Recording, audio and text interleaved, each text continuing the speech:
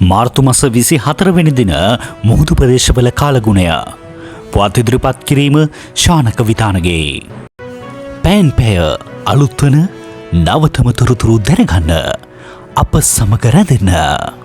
අලුයම් කාලයේදී ශ්‍රී ලංකාව ආසන්නයේ සිට කිලෝමීටර් 75ක් පමණ ඔබ්බෙන් දකුණු මුහුදු කලාපයේ මධවැසි ඇතිවේ. දහවල් කාලයේදී හෝ සන්ධ්‍යා කාලයේදී දිවයින පුරා සියලුම මුහුදු ප්‍රදේශවල වැසි රහිත කාලගුණික තත්ත්වයක් පවතී. රාත්‍රී කාලයේදී මිගමුව හලාවත මුහුදු ප්‍රදේශවලත් ගාල්ල මාතර මුහුදු ප්‍රදේශවලත් මධවැසි ඇතිවේ. මුහුදු ප්‍රදේශවල උෂ්ණත්වය ශේෂ්‍ය සංසක 28ක් වන අතර සුළඟේ වේගය පැයට කිලෝමීටර් 10ත් 20ත් අතර පවතී. එම නිවේදනය නැවතත් අලුයම් කාලයේදී ශ්‍රී ලංකාව ආසන්නයේ සිට කිලෝමීටර් 75ක් පමණ ඔබ්බෙන් දකුණු මුහුදු කලාපයේ මධවැසි ඇතිවේ.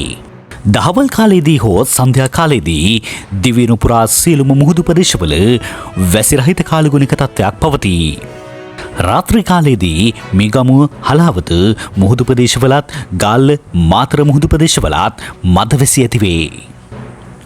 මුහුදු ප්‍රදේශවල උෂ්ණත්වය ශේෂ්‍ය සංසක 28ක් වන අතර සුළඟේ වේගය පැයට කිලෝමීටර් 10ත් 20ත් අතර පවතී.